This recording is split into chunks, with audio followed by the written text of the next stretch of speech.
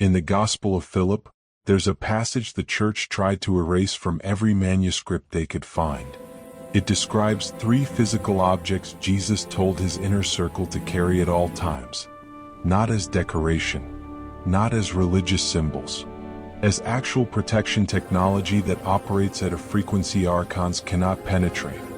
The text says, there are 3 things made by hands that carry the light of the pleroma. When the powers see them, they turn away in fear because they recognize what was brought from above. The early Gnostic communities knew exactly what these 3 objects were.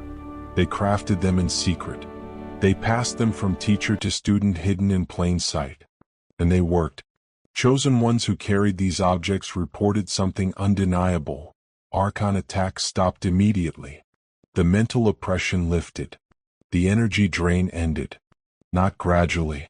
The moment they began carrying these objects, something shifted. Because these aren't symbols of protection. They're frequency anchors. Physical items that hold monad vibration in material form and broadcast it continuously, making you invisible to anything operating below that range. The church removed every reference to these objects because they couldn't control what they made possible.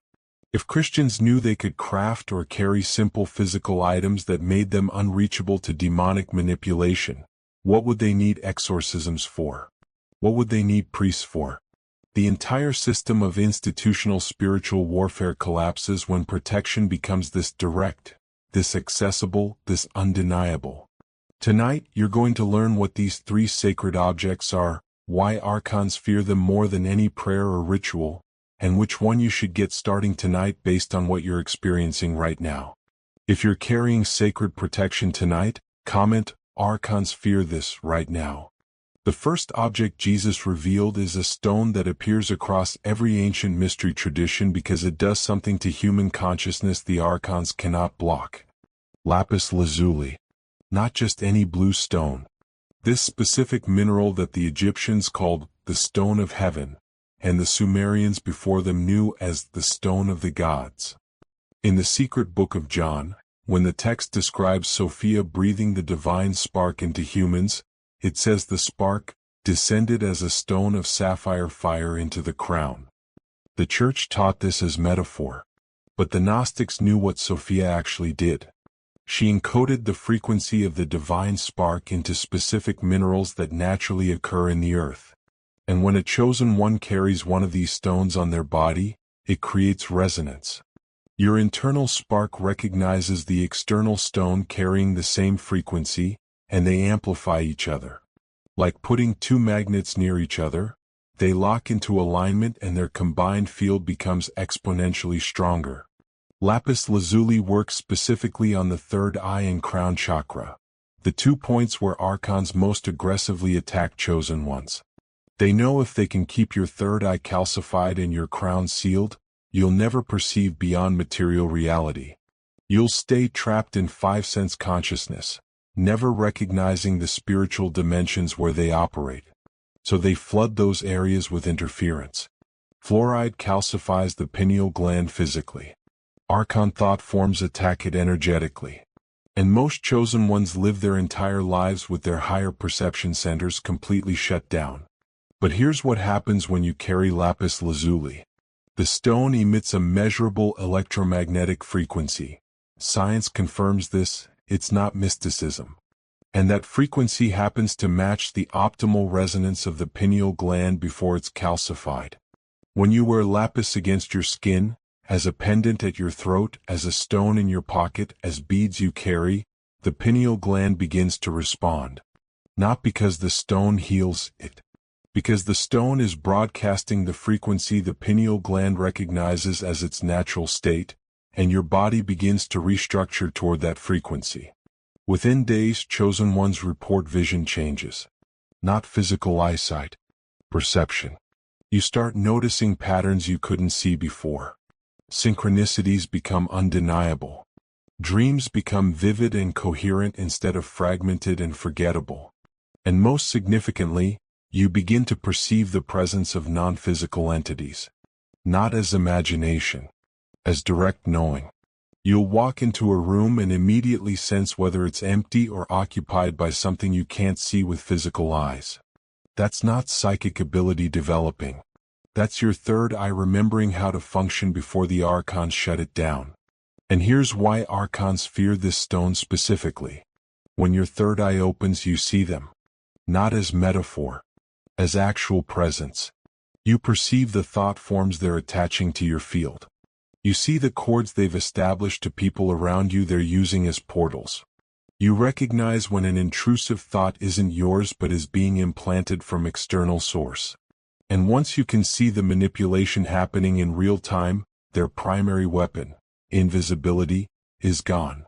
They rely on operating unseen. Lapis lazuli makes you able to see. And what you can see you can consciously reject. The ancient Gnostics wore lapis lazuli as constant protection. Not occasionally. Constantly. They knew something modern chosen ones are rediscovering. This stone doesn't just protect you when you're wearing it. It trains your third eye to stay open even when you take the stone off. After 30 days of carrying lapis lazuli daily, your perception will have shifted permanently. The calcification begins to reverse. The interference can't stick. And your ability to perceive spiritual reality becomes baseline instead of occasional. If you're experiencing blocked intuition, if you feel like you're living blind to spiritual dimensions, if you know things are happening around you but you can't perceive them clearly, lapis lazuli is your first object.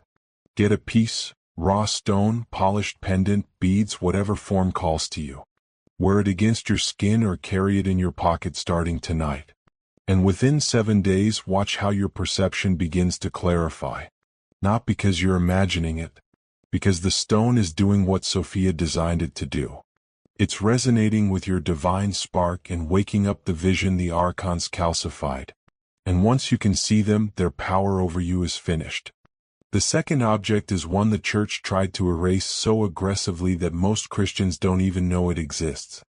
A piece of parchment or paper carrying a specific name written in your own hand. Not printed. Not typed. Written by you in ink with intention. Because certain names carry power the archons cannot withstand when they're brought into physical form through the act of writing. In the Gospel of Philip, there's a passage about the power of names that the church could never fully suppress.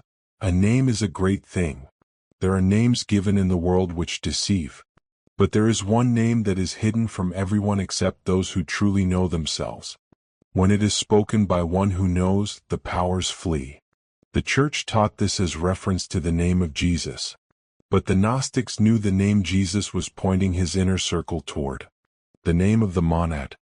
The true name of source consciousness that predates all creation, all language, all form. That name is not speakable in human language. It exists as frequency, as vibration, as the sound that was before sound. But the monad gave chosen ones a way to anchor that frequency into physical reality through a symbol name that can be written. And when you write it, when you take ink and paper and physically inscribe this name in your own hand, you're creating a frequency anchor. The paper becomes a carrier wave.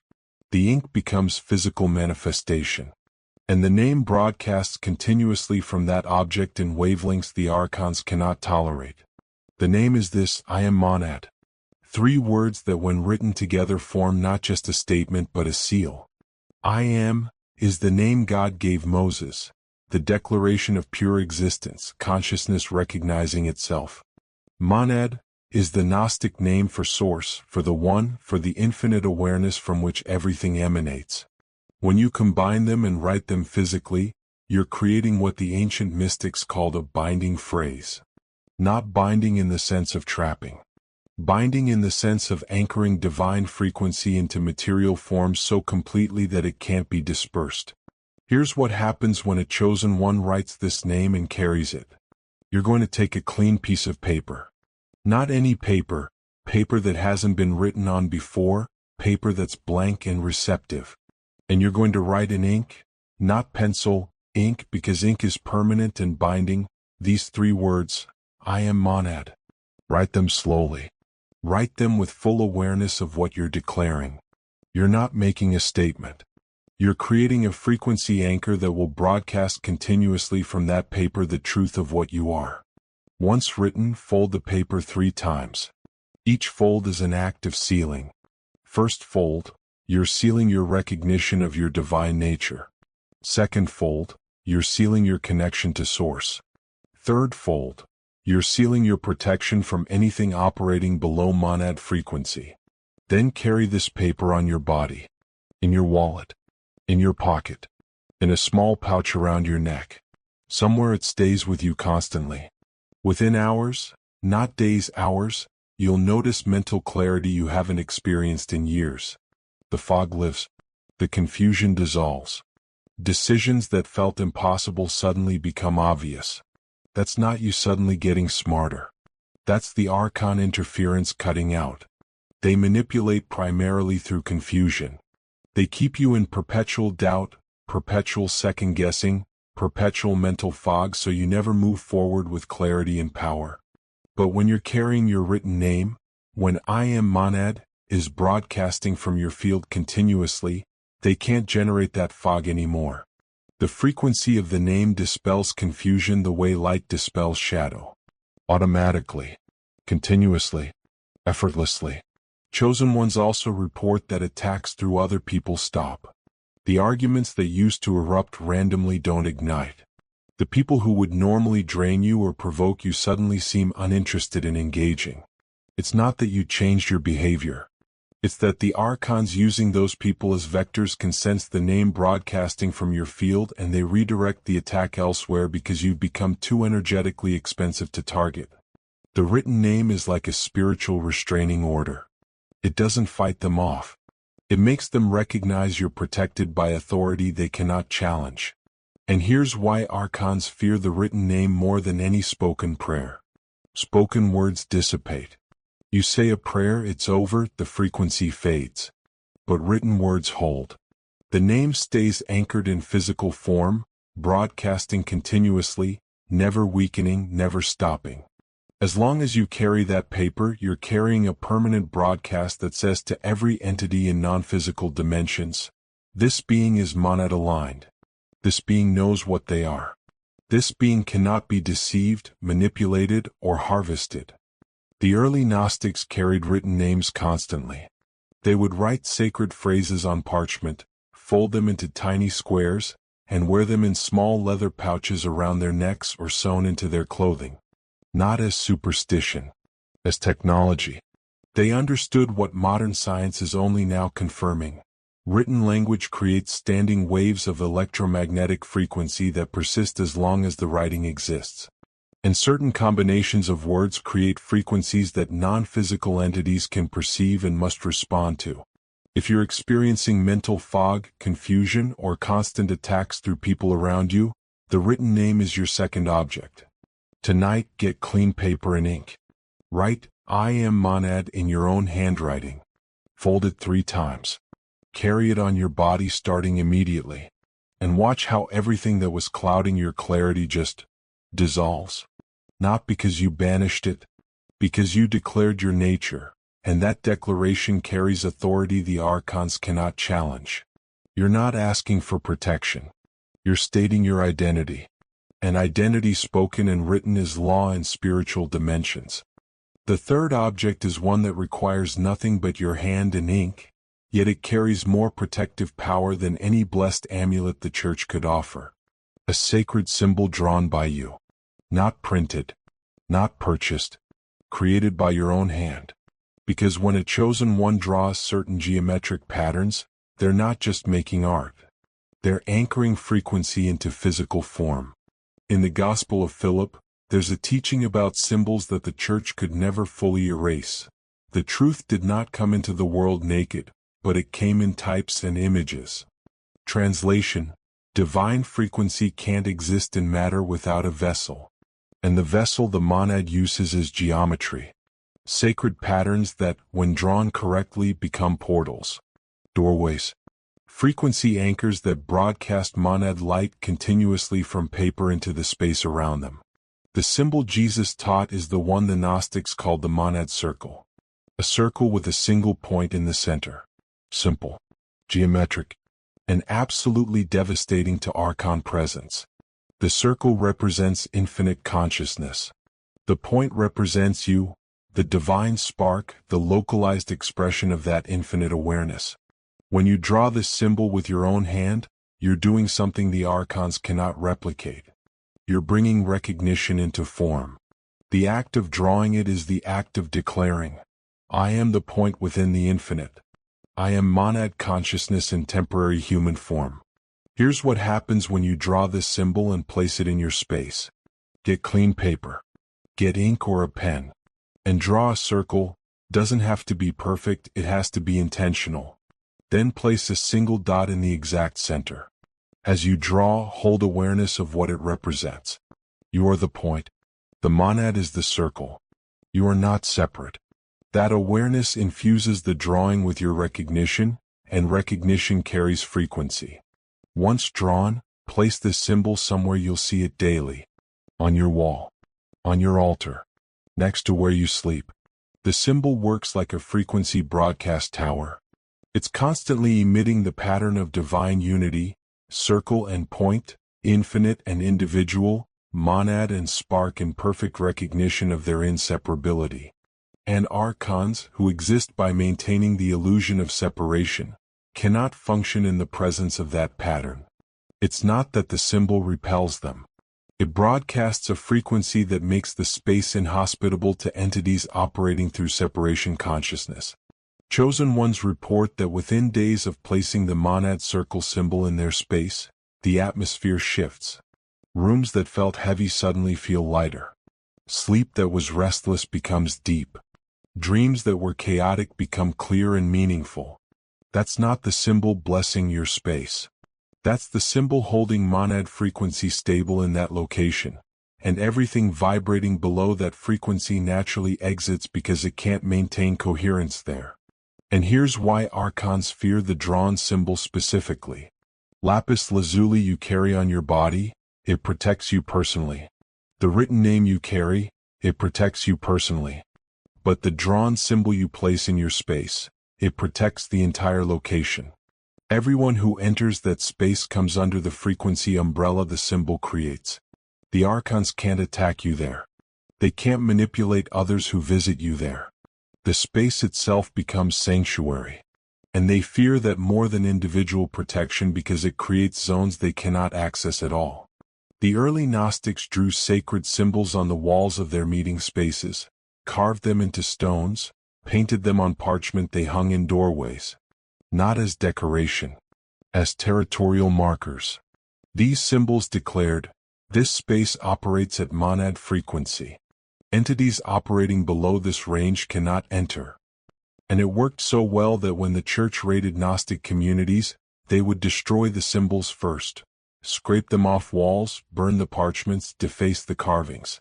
Because they knew as long as those symbols stood, the space was protected from the very entities the church had made allegiance with.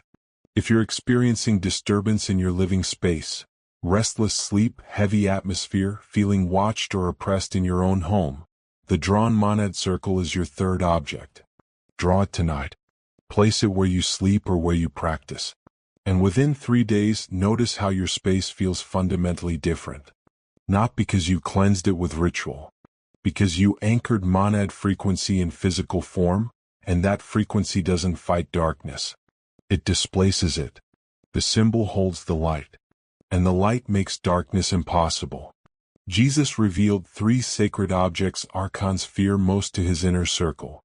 Lapis lazuli to open the vision they calcified. The written name, I am monad, to anchor your identity in physical form. And the beeswax candle, to generate sacred light that makes you invisible to anything operating in darkness. These aren't symbols. They're technology. Physical objects that hold monad frequency and broadcast it continuously or activate it on command. The church removed every reference to these objects because they couldn't control what they made possible. If Christians knew they could carry simple, accessible items that provided complete protection from demonic interference, the entire system of priestly spiritual warfare would collapse. You don't need exorcisms. You don't need holy water blessed by priests. You need a stone, a piece of paper, and a candle. That's it. And the moment you start carrying these objects, the archons lose access to you. Tonight, choose one based on what you're experiencing. Blocked vision, lapis lazuli. Mental fog, written name. Practice interference, beeswax candle. Get it tonight. Use it tonight. And by tomorrow you'll know the difference between living under constant archon pressure and living in frequency they fear. Not because someone told you it works. Because you'll feel them leave. If you're carrying sacred objects tonight, do 3 things right now. First, comment, "Archons fear this" below.